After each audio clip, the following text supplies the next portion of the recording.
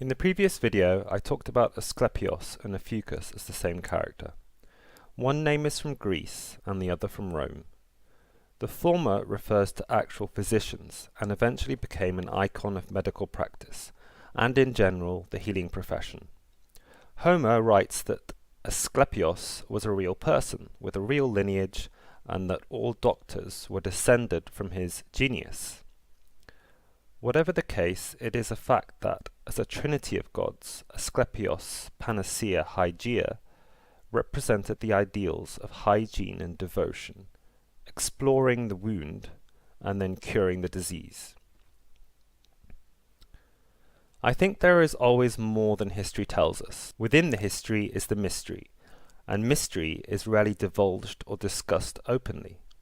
As I spoke about in the previous video, perhaps these gods were holograms that consciousness or consciousnesses, free of material bonds, used as vehicles for sensory expression, and most importantly action at the level of atoms, or else a higher frequency maintenance. In exchange, these watery entities, using the projected vehicles of the gods, would receive some kind of sustenance or reward. And who is to say this is only in the past? One hears of many contemporary miracles being performed, but now within the sheath of a white-robed man with a beard and a shepherd's crook. It is now the one true God of Christianity that you come to for a spiritual healing. Of course, Jesus' symbol is the cross, and the cross is also the symbol of the medical and pharmaceutical industry, because it goes back to Asclepios Ophiuchus. Asclepios was the son of Apollo, the Greek solar deity, and the most ancient symbol of the sun is a cross with a circle around it. Many times Jesus is represented in Christian art and writing as being like the sun, and is explicitly referred to as the Son of God, S-O-N. When we enter into this topic of discussion, the mind must be disciplined because we are dealing with something very subtle. The sunlight is an emanation from the sky, or from heaven, space. The regular and relatively immortal rays of the sun give us warmth and comfort. The light gives us hope and courage for a new day. Even the word day comes from an old word for God and refers to the visible light. So likewise Jesus is portrayed as a messenger from the sky, a ray of light that comforts us and lets us know that our spiritual essence is relatively immortal. The sun is merely one hot star out of billions, and it is pure electricity and energy. Energy and light have an earlier form in sound, which is pure vibration. The creator of our experience, therefore, must be beyond vibration and beyond light. So here we have a fairly logical explanation for the analogy of a Father God having an expression or emanation that is his Son, and literally the Son at the same time. Now Asclepios is not necessarily Jesus. Asclepios is described as a divine emanation, with the implication that he is relatively immortal. Indeed, the myth says Asclepios is immortal. Jesus is an attempt at homogenizing all the different emanations into one monotheistic expression. On a brief tangent, I mentioned at the end of the last video that it was fitting that Asclepios was the son of the sun, because the sun is eternal life, and in the myth Asclepios brings people back from the dead. Seeing the light, or being healed by the light, also has the implication of the psychological darkness and suffering being removed. This goes hand in hand with physical suffering and physical death. You will understand this more in the next part of the series. Ophiuchus is the Latin pronunciation of the Greek Ophiuchos, and refers to the same thing, the constellation of the serpent bearer. The Greek word for snake is Ophis. The Greeks saw in this constellation a cosmic analogue to their god of healing, but so did the Egyptians. According to my research, the Egyptians placed value on this constellation because to them it symbolized a true pillar of light in their ancient society, Imhotep. Imhotep was a 3rd dynasty polymath from around the 27th century BCE. He is credited with being the first major architect, the one who came up with the design for the Step Pyramid, a tomb for Pharaoh Djoser in the Saqqara necropolis. In fact, it was the first ever pyramid, or at least the first pyramid built in the land of ancient Kemet. It is significant enough that Imhotep was an architectural pioneer, but we must interpret also on an esoteric level. The fact that he had the vision and the knowledge to build a solid stone tetrahedron is impressive enough, but this simply reveals the state of his mind. He would have to have understood the harmony and the inherent order of the human spirit and its divine source. The triangle is the strongest shape with the most integrity, and it is actually capable of storing power. We can tap into this knowledge because our bodies are a reflection of this sacred geometry. Indeed, it is written quite a few times that Imhotep was many things: a healer, a priest, an advisor, a physician. Perhaps one of the reasons he was associated with the constellation of Ophiuchus is that he is generally credited as being the author of the first medical text that didn't rely on religious beliefs or magic spells to cure patients. Imhotep was more scientific in his outlook, scientific meaning based on what is physically around you in the environment. The Edwin Smith Papyrus was unique in that it contained information on how to extract medicine from herbs and plants, and also contained the first writings on wounds to the head, brain and spine, and descriptions on how to heal these in very practical and natural ways.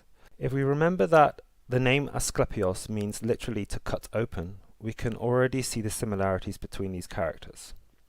However, in my opinion, Imhotep comes across to me as the Egyptian version of Hippocrates, the famous Greek physician who is credited with revolutionizing Western medical practice, with his more logical and sense-based approach. Interestingly, Hippocrates worked initially in an Asclepion and was the son of a priest who was part of that institution. On a brief tangent, the name Hippocrates may come from the Greek word for horse, which is hippos. This gives us another link back to Sagittarius Chiron, who is said also to rule the hip region in humans. It is a topic for another time, but horses are regarded as healers in many ancient cultures across the world. The influence of Imhotep, whoever he really was, cannot be underestimated. He was said to be the designer of the first stone pillar or column. Think about that, because the symbol for Greece and Rome around the world is the pillar. The pillar literally is Western civilization, yet it was born in the mind of a black man in a desert who lived many thousands of years prior.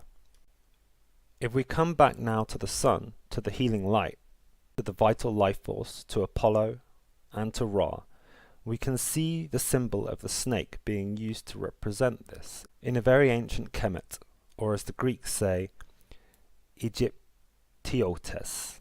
The god Thoth, the holiest of the holies, who was said to have come from the civilization of Atlantis, is said to have fostered the formation of what later became the great city of Egypt. From my research, he was said to have functioned as a teacher, giving the sacred wisdom of the Atlanteans.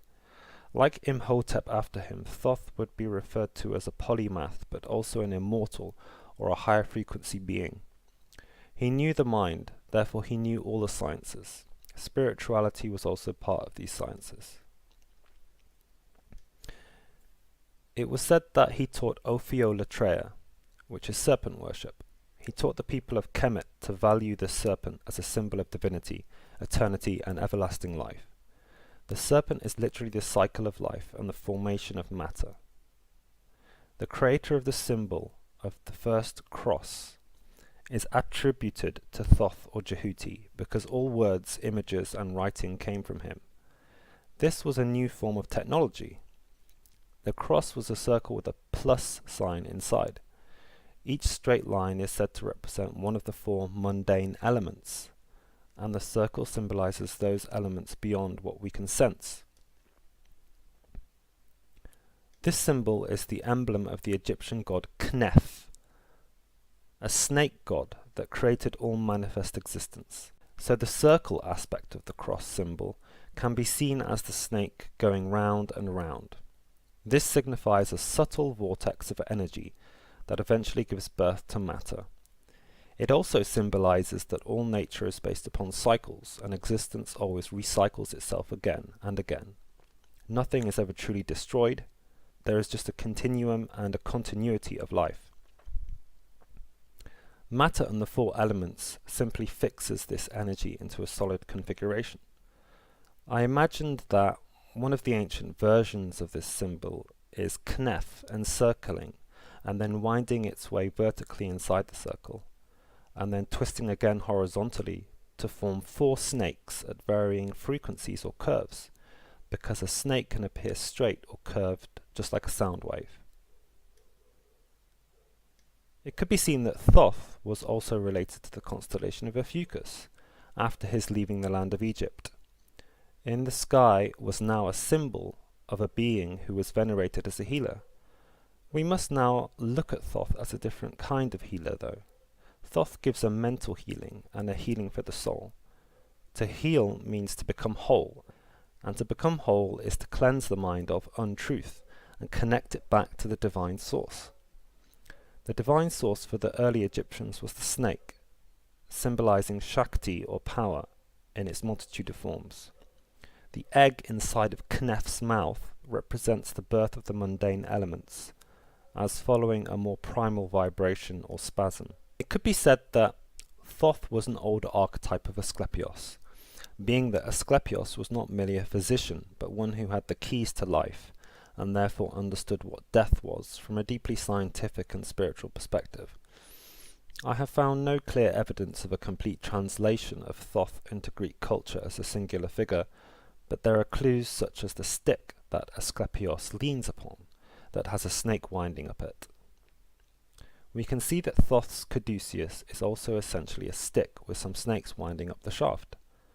Amazingly, the Egyptian deity Harpocrates also leans upon a stick with a snake winding up it. In some versions of the religious myth, Harpocrates is Horus, the son of Osiris and Isis, also literally the newborn sunlight, he who gives us hope for a new day. The caduceus is a progression on from the cross or Tautic emblem, emblematic of Thoth. It began as something similar to the astrological symbol of Venus, with a circle and a cross at the bottom of the circle. This is the total consciousness collapsing into an elemental structure that we experience as nature. The element fire, or the sun, takes precedence because of how integral it is in the process of life on Earth and throughout the cosmos. After this, there was a revision to the symbol that put the crescent moon on top of the sun, showing the duality of creation. Now creation was more elegantly expressed as a partnership of the strong and weak forces, or the electric and magnetic. Of course, this then created the symbol that we associate with the Greek god Hermes, the hermaphrodite, neither feminine nor masculine, who was called Mercury by the Romans and given a planet, the planet that is closest to the sun. It was Hermes that actually took a lot of the characteristics of Thoth from Egypt. This is where we get the name Hermes Trismegistus, or Hermes Thriceborn, an allusion to the immortal state of Thoth. Of course, Hermes is said to have provided the wisdom that is written in the Kybalion, that outlines the major principles or metaphysical laws governing existence. Eventually the caduceus, a version of the Ankh and Christian cross in my opinion, became two snakes winding a plaited pattern around a shaft. You can see in the picture that the first plait creates a disc that symbolizes the sun, and the second plait is slightly open that signifies the crescent moon. This is also the Surya and Chandra flow within the subtle energetic body of humans. Now we can understand the phrase attributed to Hermes Trismegistus: as above so below, as within so without. Christ, in my opinion, is more relatable to Prometheus in Greek mythology, and so the Christian cross symbolizes the containment of higher consciousness in a gross and rudimentary form, the four elements. Naturally it all comes together though. In this part of the series we have connected a lot of dots together, and now we have a deeper understanding of Asclepios, Ophiuchus. Now we have revealed, at least in part, the identity of the Ophis, or Ouroboros, that the bearer holds in his hands. We have also made connections between Thoth and Asclepios, and Thoth and Ophiuchus, even if it is tentative. Imhotep can be seen as both a product of Thoth, an earlier Hippocrates, and a cosmic symbol of mental, spiritual, and physical healing. In the next part, we focus on the practical application of these ideas in astrology. Thank you for listening.